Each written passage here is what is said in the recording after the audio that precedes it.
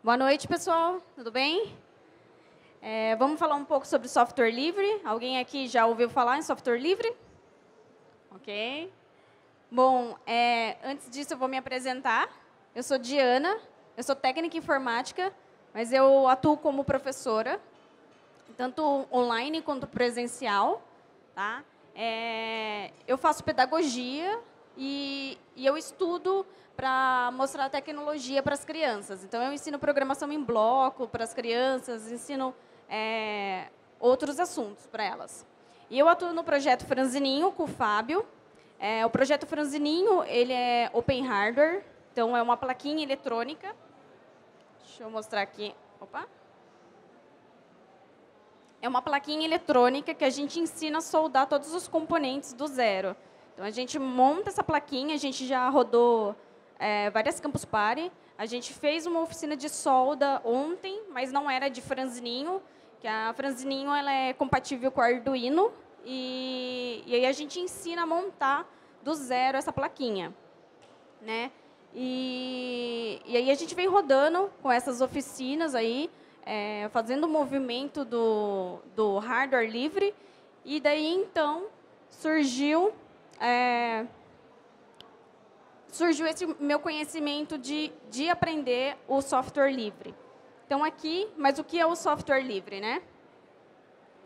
Bom, aqui, como vocês podem perceber, software livre e open source praticamente são as mesmas coisas, né? Muitas pessoas confundem o software livre e o open source por eles terem a mesma ideia, né? Então, o open source, né, que é o Open Source Initiative, que é o OSI, você usa o software, né, o programa, você estuda ele, você copia, você pode copiar o software, você pode distribuir isso. Então, você pode levar outros conhecimentos para outras pessoas que nunca mexeram com isso e pode contribuir. Então, isso é importante na comunidade do software livre, que você contribua com a comunidade. Então, se hoje eu fiz qualquer coisa, um código, ou eu fiz uma arte e eu vou lá divulgar, eu estou ajudando a comunidade. E, praticamente, né, tem o Free Software Foundation, que é do open source, né, que tem as mesmas características, porém é mais para a parte técnica. Então, é bem interessante isso. Mas, antes disso, eu vou contar um pouco como que eu conheci o software livre, que foi a partir de um desafio que o Fábio me fez. Ele falou assim, viu, você está aí na comunidade com a Franzininho, né, você solda a plaquinha, você ajuda nas oficinas e tudo, por que você não ajuda na parte da área de artes, né? Porque eu gosto muito de design gráfico também, só que eu tenho conhecimento de Photoshop. E daí, então, eu vou contar a minha história, né? Porque como eu sou professora... Opa! Espera aí, só um minutinho.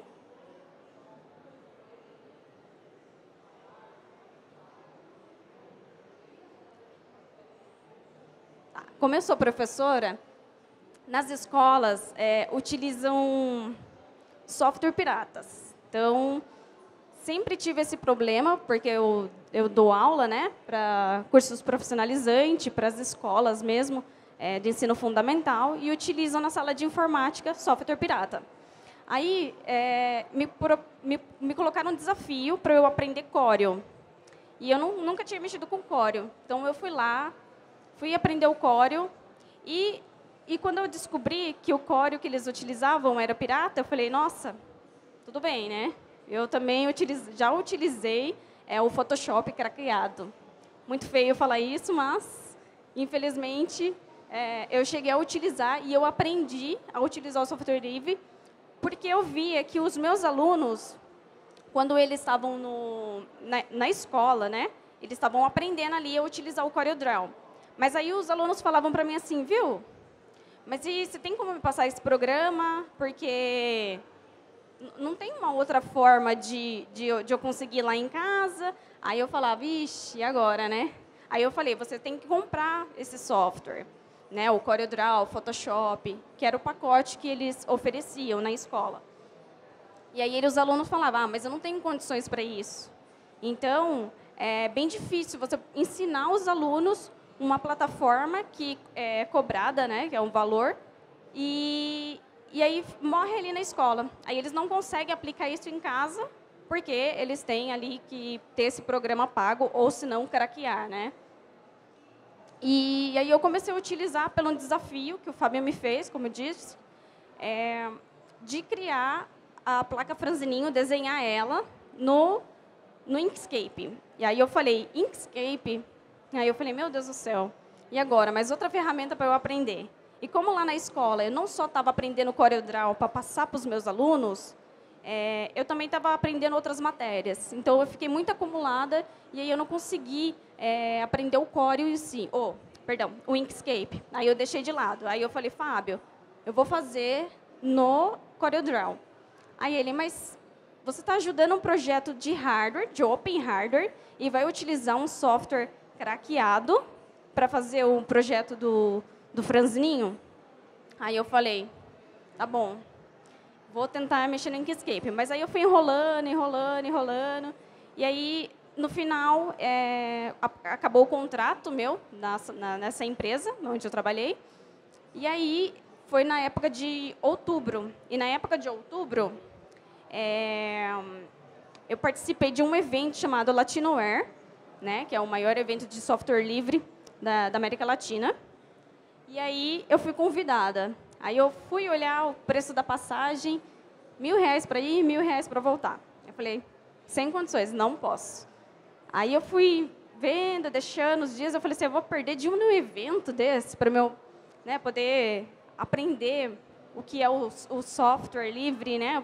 Aprender outras coisas.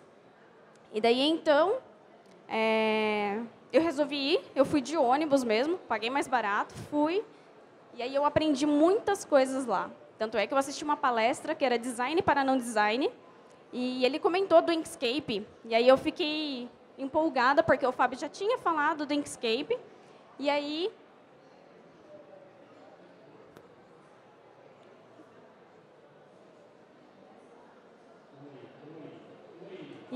eu desenhei a plaquinha. Essa daqui é a plaquinha franzininho, é a primeira versão dela. E aí tem todos esses componentes que as pessoas elas montam, né, do zero. E aí eu utilizei aqui o Inkscape, porque depois dessa palestra de Design para Não Design, eu cheguei em casa e falei assim, Fábio, agora eu vou aprender Inkscape, agora eu vou. E aí eu fiz o desenho, aí eu utilizei também para pegar os componentes, o software livre também, que é o Fritzing, que é para componente, e aí eu desenhei a placa. Aí medi tudo, os furos, né, para a gente poder colocar como fala, as palavras, né, os textos, e tudo, né, medido certo, na medida certa. Aqui é a Latinoware. E daí, então, surgiu a versão 2, e aí eu também desenhei ela no Inkscape, e para mim, eu fui utilizando essa ferramenta, aprendendo a desenhar a placa. Daí, então, eu fui me aperfeiçoando. E aí, eu fui tentando fazer desenhos. Aí, até na época da Copa, eu fiz uma figurinha no Inkscape. Fiz ali uma arte simplesinha. E, para mim, agora, o Inkscape é uma ferramenta que eu utilizo sempre. Então, agora, antes eu utilizava o Photoshop, né, o Photoshop craqueado. E eu me sentia muito ruim com isso, porque na época de escola, eu tinha que ficar dando manutenção nos computadores e pelos alunos falarem, nossa, não tenho o software em casa, né, porque o valor é muito caro. E aí eu começo a ensinar Inkscape, tanto para as crianças, para os adultos. Eu tenho um curso na Udemy, que eu faço parte, do curso de ensinando Inkscape. Então, é bem bacana, porque, além de eu estar aprendendo, eu estou passando conhecimento também. Então, foi muito importante eu aprender o Inkscape e outros softwares aí que eu vou aprendendo todo dia. Linux, né? O Linux, eu ainda estou aprendendo a mexer em tudo nele, né? Eu sei mexer um pouco, mas não sei tudo. mas a gente está aí pesquisando, melhorando aí o funcionamento dela. Aí, eu participei da Residência Hacker, né, o projeto Franzininho em si, participamos da Residência Hacker, que era para desenvolver uma solução tecnológica que ajudasse as pessoas. E daí, então, como eu disse, a gente tinha uma plaquinha eletrônica, que era compatível com o Arduino, a gente só estava fazendo as oficinas de montagem dessa placa. E o projeto Franzininho, eu acho que é muito mais do que isso, só que eu e o Fábio, a gente não enxergava isso, né? A gente estava junto, sempre nas oficinas, a gente fazia essa oficina que é muito bacana, porque do zero você monta essa plaquinha e você fala, nossa, ó, agora eu vou piscar um LED. Então, é bem interessante. E quando a gente foi na residência, eu nunca tive o contato de colocar algo virtual, né, algo ali, para alguma coisa, a não ser a camiseta. Eu já fiz camiseta, né, fiz artes de camiseta, da área de eletrônica mesmo, e aí eu desenhava e passava ali para o desenho, e aí eu via na camiseta. Mas quando eu entrei na residência, eu pude ter ferramentas que eu nunca tinha feito antes. Então, por exemplo, a máquina do corte a laser, a 3D. Então, eu desenhava no Inkscape e passava para a máquina de corte a laser. Então, eu achei muito interessante. E aqui foi um projeto que a gente também está fazendo, que é o FranzMake. Nesse caso aqui, Franzininho Make, porque era a versão 1. E aí eu desenhei no Inkscape e aí eu mandei para o corte na laser. E para mim isso foi muito gratificante, porque você vê o seu trabalho ali, né, numa tela de computador, e você poder passar isso para a parte física. Então, isso daqui é um MDF, né? A gente faz a gravação, que seria esta parte mais aqui, e o corte. E depois a gente cola a caixinha e dentro dela tem uma plaquinha. Essa placa, ela é compatível com o MakeMake. Não sei se vocês já viram falar do MakeMake, que você toca piano, por exemplo, com frutas. Você tem você toca música, você faz jogos jogando com frutas. Então, é bem legal. E aí, durante essa residência, a gente criou esse produto. Então, o Franzininho, a gente consegue, a gente já fazia projetos de, por exemplo, um robô, né? A gente fazia um carrinho robô que ele rodava, várias outras aplicações, mas a gente não tinha o material, né? No caso, a gente não tinha os materiais e nem as máquinas. Então, a gente conseguiu validar alguns produtos nisso. Aqui uma outra imagem. E aqui são uns outros também que a gente chegou a desenhar no Inkscape e depois a gente passou aí para o MDF. Então, foi bem bacana a gente criar isso daí do zero. Até então, que nem ali o joinha do Facebook, né? Que é um contador de likes. Então, toda vez que eu toco no botão, ele aparece a numeração lá em cima. Eu errei umas 2, 3 vezes para até encaixar o botão. Porque a medida, né? A gente tem que fazer certinho a medida. E aí, como eu estava aprendendo a mexer nessa máquina de corte a laser, eu apanhei um pouquinho, umas 2, 3 vezes. Mas depois eu peguei o jeito e aí eu fui gravando, cortando e foi bem legal. Bom, o GIMP, ele é um software livre. Ele é compatível, aí, no caso, com o Photoshop, né? Ele é um manipulador de imagens. Então, é bem utilizado aí para o pessoal do Linux, mas também pessoal do Windows. Tem muitas pessoas que falam, eu tenho o Windows porque eu comprei ele, né, o original, mas eu quero utilizar o software livre. Eu quero utilizar um programa que eu não precise ficar ali pagando ele ou craqueando. Aí a pessoa vai e baixa o GIMP, que manipula aí as imagens, né, um editor de imagens.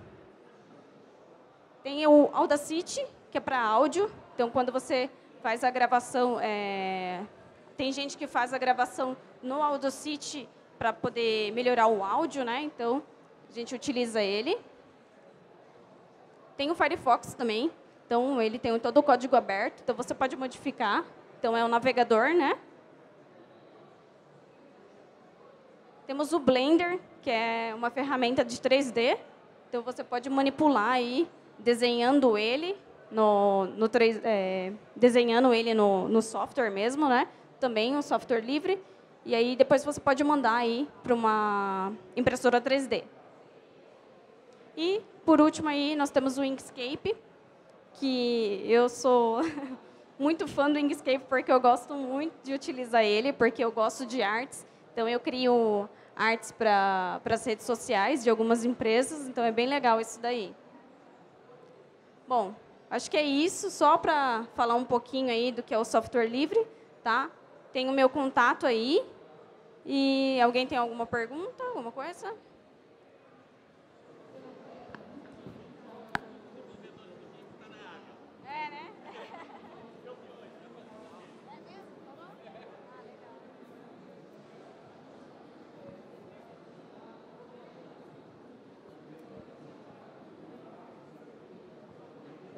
Boa noite, meu nome é Carlos, sou de João Pessoa, sou professor de informática também.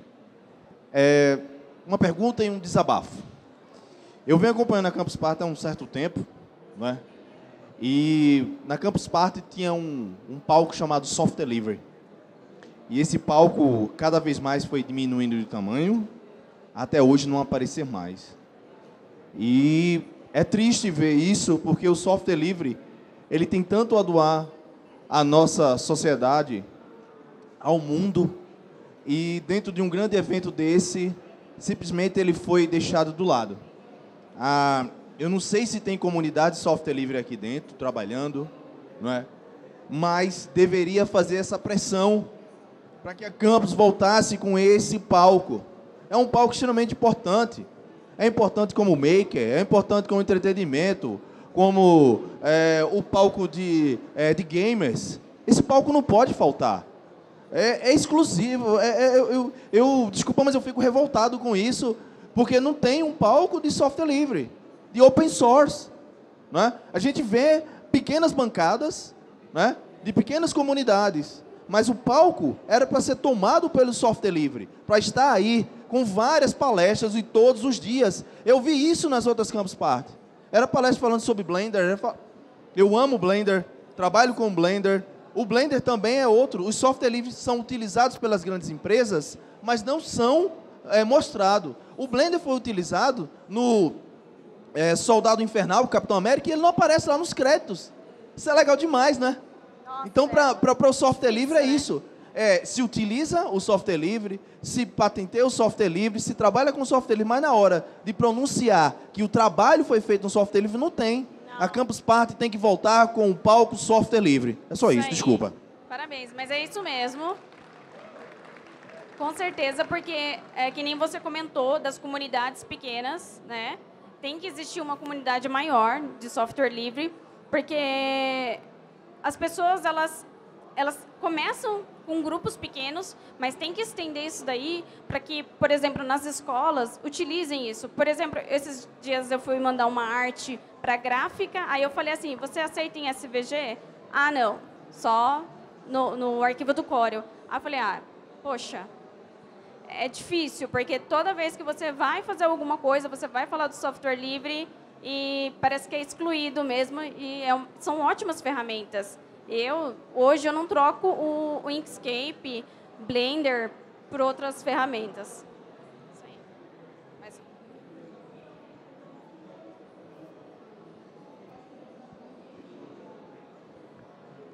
Oi, meu nome é Laís. Eu sou estudante de arquitetura lá na Federal do Rio e gostaria de saber, assim, às vezes a gente fica com um pouco de preconceito ou com medo, né? Talvez não preconceito, às vezes dá um medinho de trocar, né? Igual você falou, do Photoshop já foi pro Corel, do Corel pro Inkscape, e aí, né? Você sente muita diferença entre os programas? Tipo, você sente falta de, tipo, ferramentas, assim, ou ele atende bem, assim, a demanda necessária?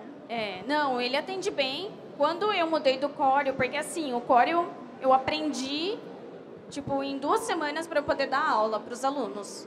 E aí, quando eu aprendi o Inkscape, eu falei assim, nossa, tem as mesmas ferramentas. Então, nos ícones são super parecidos, então não muda. Igual o Mint, né? Eu uso o Linux Mint. É super parecido com o Windows, então, tipo, é muito fácil. Então, eu acho que existe esse preconceito de você ir para o software livre, de você aprender uma ferramenta, utilizar. Eu também achava que era um bicho de 7 cabeças usar o Linux, e hoje eu utilizo. Então, esse preconceito, esse medo existe, e eu acho que a gente tem que quebrar isso. Então, isso aí. Boa noite, meu nome é Roberto. Que nem o amigo lá atrás ele falou sobre a retirada do palco de software livre. Uma coisa que eu também tenho observado é que o primeiro contato das pessoas com um determinado tipo de aplicação, aquilo muitas vezes fica difícil de mudar, né? E aí acaba tendo resistência para algo equivalente e daí a pessoa simplesmente não muda. E isso é muito comum. Eu queria saber o que você vê, por exemplo, em escolas, na parte da periferia, se você teve contato, assim, pessoas de menor poder aquisitivo, um primeiro contato com uma ferramenta paga, o quanto aquilo pode ser complicado, porque a pessoa ela vai sair muitas vezes de um curso que aprender uma ferramenta, ela vai chegar em casa, ela não vai poder usar aquela ferramenta sem ter que comprar. Então, ela acabou virando um consumidor também daquilo, né? Como você enxerga esse momento que a gente está passando, assim, a retirada do software livre aqui da Campus Party, um foco maior, e tem também um caso lá do Temer, com todo o respeito, né, na política, né? Mas houve uma retirada maciça de softwares livres das instituições do governo. Como você enxerga isso a médio prazo aqui para o nosso país, a abrangência do software livre no uso para as pessoas? Né? Primeiro, eu acho que assim, que nem as escolas, por elas utilizarem esses programas pagos, né, pagos craqueados, por exemplo, lá na onde usa até o pacote Office pirateado. Então, o único problema disso é porque não tem uma pessoa específica para instalar, por exemplo, o Libre, né, o pacote Libre. Ou, sei lá, eu não sei instalar o Inkscape porque eu utilizo outro software. Então, acho que porque falta pessoas que queiram aprender a utilizar essas ferramentas pelo fato de ter o medo, né, de ter o medo de mudar, dessa mudança de... eu não sei usar software livre, eu vou utilizar o pirata, né? E em questão disso, das comunidades, que você falou, né? Das comunidades aqui de dentro, eu acho que deve voltar, tem que voltar para ter esse movimento. E lá em cima, os grandes, eles tiram e eles colocam a hora que eles querem, e aí é isso. Complementando a pergunta, você não acha que é uma estratégia inteligente deixar as pessoas usarem um software pirata para viciar elas, para futuramente alguns se tornarem consumidores? Você não acha que é inteligente isso? Sim, verdade. Com certeza, porque o que eles querem é dinheiro, mas acabam que tem muitas pessoas que elas não vão pagar por isso, né? Eles acham que, eu vou cobrar por esse software, né, para as pessoas serem consumidores, mas elas acabam não sendo consumidores, elas acabam fazendo errado, elas acabam pirateando. Oi? Mas alguns, por exemplo, abrem um comércio, a pessoa, eu vou usar aquilo que eu aprendi desde antes. E o primeiro contato dela com o software pago acaba se tornando, dando certo. Lá atrás, o programa pirata que ela usou acaba não sendo nada. Então, eu acho que é uma estratégia inteligente, sim, ter o primeiro contato de uma pessoa com uma ferramenta paga, e isso acaba dificultando mais a expansão do software livre para as pessoas, né? Eu acho que é inteligente isso. Eu acho que também acho que tem que ter um trabalho para divulgar mais. Também o que eu acho importante é porque a comunidade em si tem que se ajudar. Então, tipo, a questão do... teve uma vez que eu estava conversando com um rapaz que ele também manja de software, e aí ele falou que no Inkscape faltava uma ferramenta e que ele estava para fazer esse código da paleta de cores. Eu não me lembro agora do que ele queria, da paleta de cores. E aí ele falou, o que falta é a gente tomar a iniciativa de querer colocar isso na comunidade, de, vamos melhorar tal software. E aí a comunidade vai crescendo, porque nos pagos, eles pagam o desenvolvedor para criar tal ferramenta, então fica mais fácil. Agora, vamos supor, tem gente que tem muita dificuldade de baixar um programa no Linux pelo fato de que não tem uma documentação ali específica falando o passo a passo, né, de como fazer aquilo. Então, também tem essa dificuldade que as pessoas têm de achar. Então, complementando o colega ali, é uma estratégia das empresas você usar uma ferramenta pirata, como você, usuário simples, porque lá na indústria você vai usar a ferramenta que vai ser paga, né? Então, é a estratégia deles, sim. Agora, para a gente mudar isso, sei lá, talvez não precisa depender lá do governo lá em cima, colocar nas escolas. Mas como a gente está participando do evento de comunidade, a gente atuar nessa frente, né? E tentar incentivar as pessoas a não usarem o pirata e mostrar alternativas, né, de software livre. E como você pode usar essas ferramentas não só para o seu bem, mas você também contribuir para o desenvolvimento dessa ferramenta, né? E aí a gente tentar deixar essas ferramentas mais populares para que chegue, né, lá em cima. As empresas, elas querem lucrar, né? A gente tem o exemplo da Microsoft, que lucrou aí muito com a venda de software. Mas a gente tem ferramentas livres que são tão boas quanto e que também você pode trabalhar com ferramentas open source e ganhar dinheiro também, tá? Então são estratégias diferentes, mas esse lance aí de a gente, como, né, eu acho que é difícil um professor incentivar o seu aluno a usar uma ferramenta que você vai piratear, né?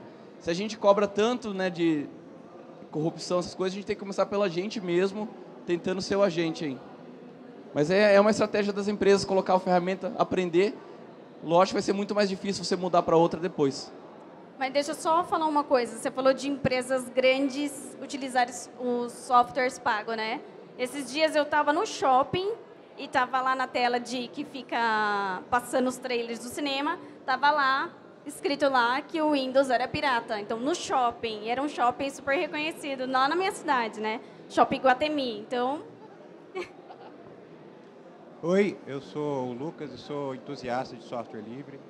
Eu adoro usar open source. Eu só não uso o Linux atualmente por causa de uns problemas de incompatibilidade que tem com o meu notebook. Mas o que eu percebi é que os sistemas de computadores, os sistemas de desktop, possuem alternativas de software livre.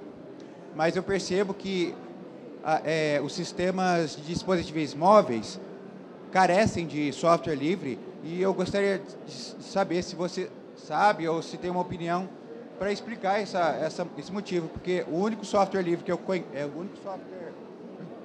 o único software open source que eu conheço eu sou usuário de Android, não uso muito iOS, então não sei direito como é que funciona lá, mas no Android o único que eu conheço de grande fama é o Firefox. Mas assim, de outros aplicativos que poderiam ser úteis, é muito raro de achar. Gostaria de saber se você tem alguma opinião a respeito. Assim, para te falar a verdade, existem vários, tem esse negócio do software livre e do open hardware, do open source. E assim, um complementa o outro, só que tem essa parte da técnica. Então, você... Como eu posso dizer agora? Me fugiu a palavra. Então, mas... Desculpa. Complementando aqui a pergunta dele, ele está falando em relação a aplicativos, né? Porque no Android, se eu não me engano, a camadas mais baixas é Linux, né? Então, ele já usa ali para o sistema, para o hardware, que o hardware é fechado, ele usa o software ali, o Linux. Acho que a questão de aplicativos são os modelos de negócio, porque aplicativo eles lucram por isso, mas acho que essa relação é isso. Eu não conheço, existem aplicativos sim abertos, Mas acho que a questão é essa mesmo, de deixar aberto e outra pessoa copiar e lucrar. Talvez seja isso.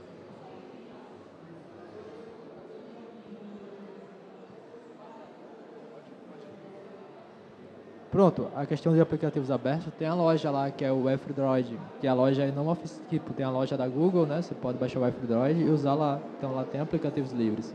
E como ele falou, no caso é só o kernel que é livre, mas o Android em si não é software livre. Então, aí você tem que procurar alternativas, e tem alternativas. Que eu me esqueci agora, que era o antigo Genymotion, aí tem a nova. E falando ali que ele falou, porque o pessoal não usa o LibreOffice e tudo mais. Porque, como ele falou, eu acho que não é uma opção. Eu acho que o LibreOffice, o GIMP e tudo mais, eles concorrem de patapá para tapamá. Porque, pronto, teve o Elias agora, acho que foi ontem, se eu não me engano, que ele mostrou tudo que ele fazia no Photoshop e no Illustrator, ele consegue fazer muito bem no GIMP e no Krita e fazer as capas lá. Pronto, ele faz as capas já super interessante, dá muito estranho. Então, sou igual o LibreOffice. A pessoa não usa o LibreOffice porque fala, eu me acostumei com o Word, eu vou lá, vai ser muito difícil. Mas por quê? Alguém falou que era difícil, aí você vai e não dá oportunidade para se olhar lá. Se alguém falou que teve alguma dificuldade, mas sei lá, isso foi em 2003, já está em 2019, aí você não vai ver, já mudou muito. De ter isso, exato. Aí o pessoal fala, mas não tem documentação. A equipe do LibreOffice tem uma documentação incrível lá, que ele faz o passo a passo todinho como é que você usa, tanto o Calc como o Price, tudo lá. Só você procurar e tem tudo. E fora, e tem um grupo no Telegram lá. Teve um rapaz agora que ele gravou uma série usando todos os aplicativos do LibreOffice, como você usa. E do GIMP e Inkscape é a mesma coisa, tem as comunidades no Telegram e tudo mais. É só as pessoas que meio que vão marear com as outras, alguém fala, é ruim, aí você não corre atrás para saber, para usar, realmente saber se aquele software é ruim. Mas não, realmente tem alternativas de você usar. E como ela falou lá, a questão das pessoas que têm dificuldade de instalar aplicativos, assim. Pronto, se você quiser, você usa a CLI, que é a linha de comando normal, mas se você não quiser, pronto, a interface do KDE Plasma tem uma lojinha lá, você instala, não precisa nem abrir o terminal, nada, então não tem nenhuma dificuldade. Pronto, o KDE, o Linux Mint são interfaces muito parecidas com o Windows, então nenhuma transição. Uma coisa que você tem que se perguntar, sei lá, você vai comprar, como chama, o macOS, é um sistema totalmente diferente, só que ele é proprietário. Então você vai querer, não, você vai ter uma curva de aprendizagem diferente. Então, é aquela coisa, a pessoa fala, não vou trocar porque vou ter que aprender, mas todo mundo tem um sonho de ter um Mac, né, comprar um Mac. E o Mac é bem mais difícil do que usar qualquer distribuição Linux, e fora que não é software livre. Então, para mim, não faz sentido assim, o pessoal não querer experimentar uma coisa nova por conta simplesmente do medo da diferença e tudo mais. Eu acho que era isso. Agora para você, né? Só complementando uma coisa também, eu acho que está crescendo, assim, porque eu vejo muito nos Makers Space, eles estão utilizando... eu vejo bastante no corte da laser, eles utilizam o software Inkscape e para 3D eles utilizam o Blender. Então, eu acho que está começando aí, até mesmo as crianças, dou aula para as crianças, ensinando aí o Inkscape para elas, então já é um incentivo para elas utilizarem aí os softwares, o software livre. Só para complementar ali o que ele falou, assim, desculpando aí, só interrompendo, mas há uma documentação gigantesca. Não há questão de você dizer, não vou baixar, é difícil. E só para esclarecer uma coisa, Linux é um kernel baixo. Então, existem os KDEs para você baixar. Existe o Fedora, existe o Mint para você baixar. Só não baixa o Ubuntu, porque o Ubuntu fez uma baita de uma sacanagem de colocar dentro do kernel um monte de safadeza lá, e existe uma briga agora grande. Mas eu comecei a usar o Ubuntu. Eu deixei de usar o Ubuntu depois dele ter mudado e ter bloqueado o kernel dele. O Ubuntu tem várias partes lá que você não pode mexer no kernel. Mas quando você baixa o Linux, lembrando, o Linux é um kernel baixo, é como se ele fosse um motor, e a roupa para você vestir é o KDE. Você baixa lá o Fedora, o Mint, tem uma comunidade gigantesca aí, né, como ele falou ali, complementando. Igualzinho ao Windows. Então, não há motivo, nem desculpa hoje, para você dizer assim, não vou instalar um software livre. A grande problemática é o seguinte, que governos anteriores queriam implementar essa política do software livre, conseguiram. Só que governos atuais tiraram. Por que tiraram? Professor, me pergunta por quê? Porque os royalties que a gente paga para a Microsoft chega a bilhões para instalar. Tu imagina um governo federal que tem que instalar em todas as máquinas dele, em todo o sistema dele, em todo o canto dele, o Windows e o Office. ele vai ganhar bilhões em royalties. E lembrando, quando você instala um software pago, você instala ele por 1 ano. Ele não é seu, é uma licença. O software livre é seu. Quando instala é seu, é meu poder. Eu posso fazer o que eu quiser com ele. É uma licença que eles dão para você ficar 1 ano com ele. Depois da licença, não instalou, pirata na tela, pirata para você. Está cometendo um crime, é uma contravenção, mas a questão é, nós como população, é pressionar para que volte essa política. Os concursos públicos anteriores, se existia o LibreOffice. LibreOffice para você fazer o concurso, para você pagar, para você fazer o concurso e entrar, você tem que saber o LibreOffice. Muita gente tomava pau, porque não sabia, dizendo, não, eu só uso o Word, eu só uso o PowerPoint. Mentira, faz a mesma coisa e é mais leve. E só para complementar, desculpando aí a minha indignação que eu tenho, certo, não. a minha indignação com isso, o Blender, ele simplesmente é 87 megabytes. Se você for baixar um 3D Max, são 3 CDs, custa R$6.000 e faz a mesma coisa que o software, eu acho que ainda faz melhor, porque não precisa você ter uma máquina na NASA para rodar. Isso aí, show, parabéns.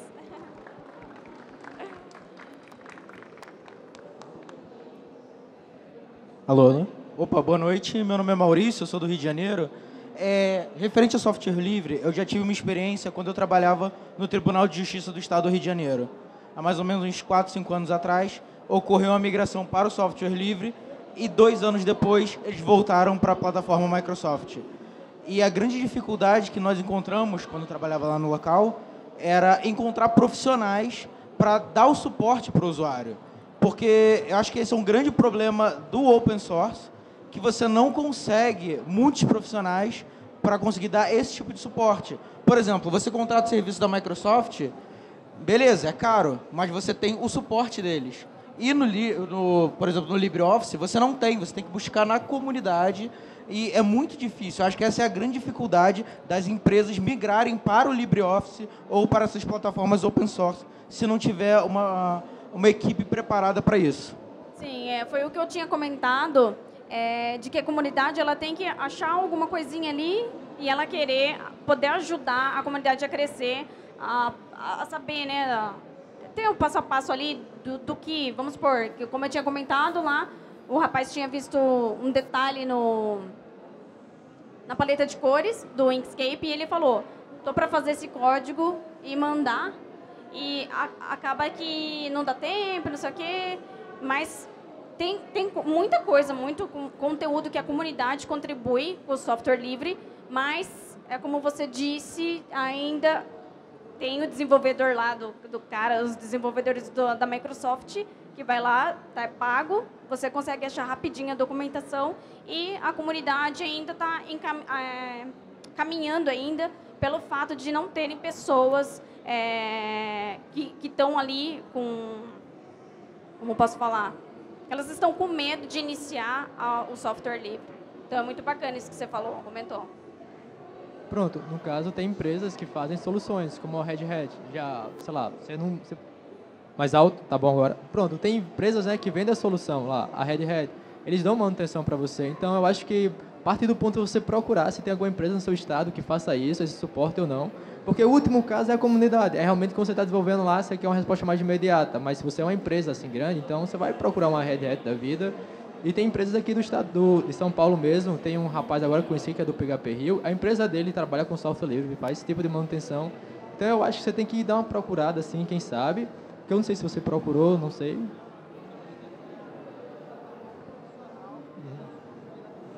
Ah, sim.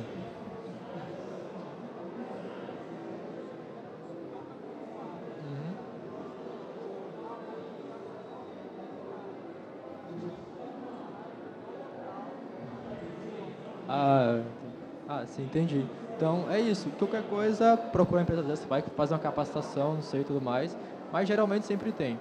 E essa é a questão. Sempre dá uma procurada, de vez em quando tem uma solução regional que você não conhece. O cara aqui bem do meu lado saberia fazer, e eu preocupado aqui procurando aquela coisa toda. Eu acho que era isso a ideia. Então, o problema é que quando é governo, é licitação. E a licitação ela vai estar amarrada, você vai saber para quem ganhar, né? Então, por isso que você não achou, talvez, não tem um profissional para aqueles software e tal. Mas hoje tem bastante empresas que dão suporte para software livre e ganha esse dinheiro. Não é porque o software é livre que você não vai ganhar dinheiro naquele serviço. Então, se tem a carência de um software, até se você tem a veia empreendedora, você pode abrir uma empresa e aproveitar o mercado que está disponível. Mas, questão de governo, licitação, está tudo amarrado para usar aquela ferramenta que vai ser fornecida por alguém, né? A gente sabe como é que é. Pronto, a questão da licitação, só o pacote do Office, eu não lembro qual foi o estado do Nordeste, mas tem lá, saiu no edital tudinho certinho lá, que eles pagaram 900 milhões só pelo pacote do Office. Então, você imagina quanto é que eles gastam pela licença do Windows e tudo mais. Então, é uma boa grana que eles botam em algum canto aí. Exatamente, nas escolas e tudo mais. Igual o pessoal ali que tem um trabalho bem legal que eles fazem e com barato, só que o governo não quer ajudar. Só quer ajudar quando o projeto está lá em cima só para colocar o nome deles dizendo que ajudou. Então, isso realmente é bem complicado, como eles estavam falando ali atrás.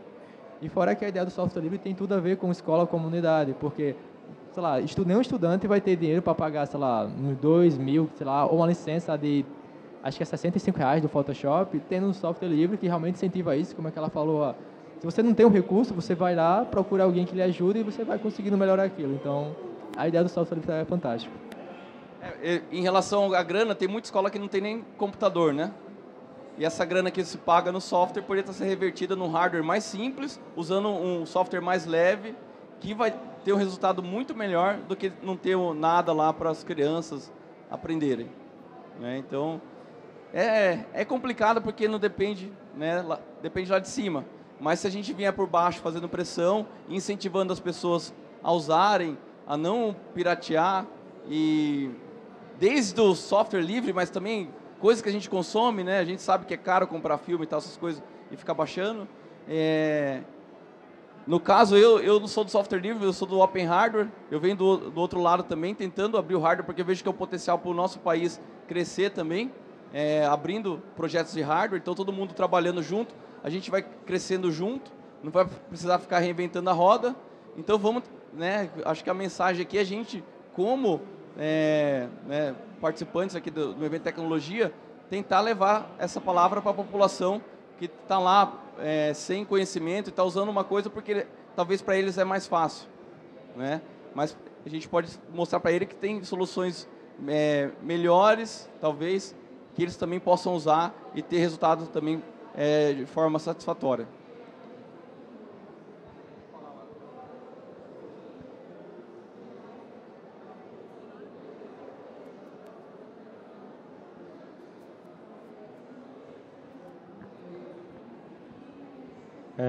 Eu tenho um comentário para fazer sobre a parte do Android que o rapaz ali falou. E pelo que eu entendo, assim, os celulares e os tablets, eles são dispositivos feitos para consumir conteúdo. Um desktop, um computador desktop, você constrói o conteúdo nele. Então, o impacto do software livre é muito maior num desktop do que num dispositivo portátil, né, no celular ou no tablet, né? O que você acha, assim, tipo, talvez seja essa a explicação para a gente ver muito mais abrangência de software livre no desktop, né? Eu acho que essa é uma teoria plausível, né? Não sei. Eu acho que está crescendo, eu acho que assim devagar, mas eu acredito que vai ter uma mudança, vai ter melhorias também para a parte de Android, para a parte de aplicativos, né? Tanto para tablet, celulares. E, assim, eu acredito que vai mudar. Depois que eu aprendi a utilizar o software livre, eu ensino os meus alunos. Então, eu sempre, quando eu entro numa escola, eu falo, eu posso ensinar tal programa para eles, ao invés de utilizar esse? Lógico que tem escolas que não deixam eu utilizar